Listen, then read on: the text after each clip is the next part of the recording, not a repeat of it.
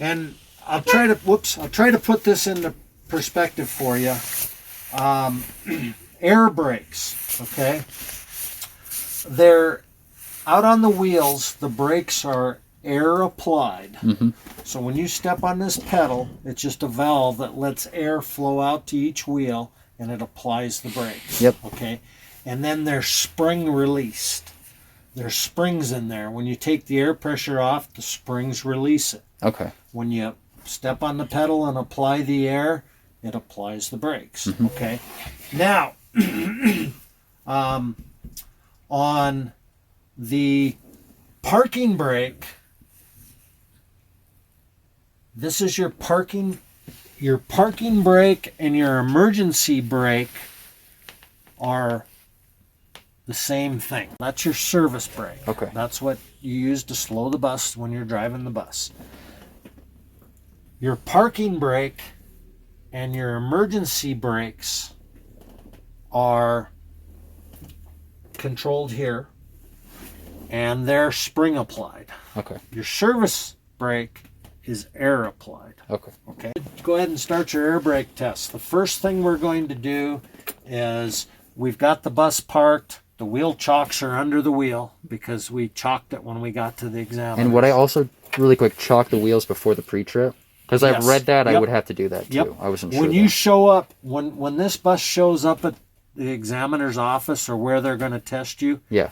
When you get out of the bus, the first thing I do is chalk the right front wheel. Okay, cool. Okay. So the very first thing we're going to do is I'm going to go ahead and start the bus. Now, one thing you want to point out is every time you start the engine, you want to look for a rise in oil pressure. Okay. Okay? Yep. And you should tell the examiner that. I've started the engine. I'm looking for a rise. I'm looking at my gauges and looking for a rise in oil pressure. Okay. That's all you got to do. So, you want to make sure the parking brake's applied. Pull to apply. It is applied. We start the engine. We note the oil pressure buildup, and then we want to be sure that the air, and you can have it on high idle. We want to be sure that the air is going to build to the top of its cycle, okay? Mm-hmm. Which will be approximately 120 psi. Okay. Now, as we're going through this brake test, keep in mind this is a really crude gauge. It's very hard to read, yeah. It's not real accurate. It's No. hard to read 1 or 2 pounds or even 5 pounds, okay? Yeah. It's just a kind of a general guide. Did you hear that noise? I did, yeah. So it kicked off at 120? Right, at 120, exactly. So you got that.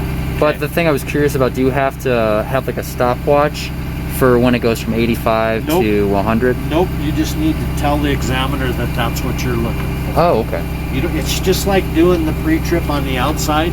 You don't have to physically check the oil or anything. Just tell them what you're... You're Okay. just telling them what you're doing. Okay. So you want to be sure that the air builds up within 45 seconds, and it should build from 85 to 100 psi within 45 seconds. So that's 15 psi in 45 seconds. Okay. You just want to be sure that the compressor does that. Okay. Then it's capable. That tells you it's capable of supplying enough air for you to operate the bus. Okay. Okay. And we heard it top out, and you can tell the examiner that. Did you hear that? My compressor went ahead and unloaded, topped out, Okay. and my gauges are at 120. So we know that that's the first part of the test. We know that's good. Okay. So now, step down on the brake pedal, put it in gear, and you can leave the chocks for examining purposes. You can tell her, okay, my chocks are out there. Normally I would remove the chocks, and then I'm just going to gently push down on the accelerator. And the brake is released, right? Or it's on. It's on. Okay. Because we're testing it. Because Yeah. what we're doing is we want to make sure the parking brake holds. See how I'm just gently accelerating? Yeah. Bus can't move. And it's okay. So I know that the parking brake is holding. Okay. Okay. That's the second part of the test. So there's actually 4 tests that we do. That's the second part.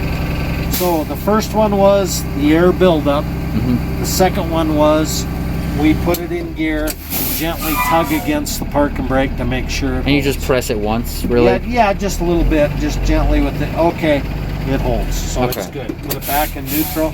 Now, is what we do now is ignition, engine off, ignition on. Okay, and the reason you have to turn the ignition on is so you can read your gauges and hear your alarms. You have to power it up. Okay. So that's why we have the ignition on. Okay. Now is what we want to do now. The key on, engine off.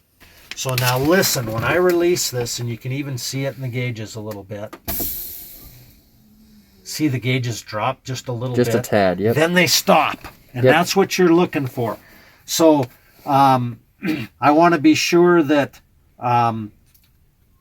my foot's not on the service brake, my parking brake's released, the air loss rate should be less than 2 psi in 1 minute. Now, Okay. hold firm, steady pressure on the service brake, With this released? just like it is, with Okay. it released, and watch your gauge. The air loss rate should be less than 3 psi in 1 minute. And do you actually have to wait 1 minute for each Nope, of the you tests? don't have to time it. You just tell the examiner. Okay, cool. You do not have to time it. Now we're going to go right into the low air warning light and emergency brake check. So again, the engine is off, the key is on. We just leave that. Mm-hmm. The parking brake is released. We continue to fan the brake pedal, so we're fanning it. And the engine is off the whole time? Right, Okay. the engine's off. Oh, see our lights came on. Yep.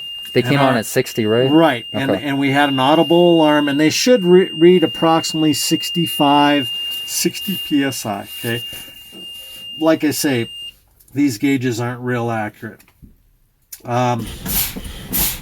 You continue to fan this.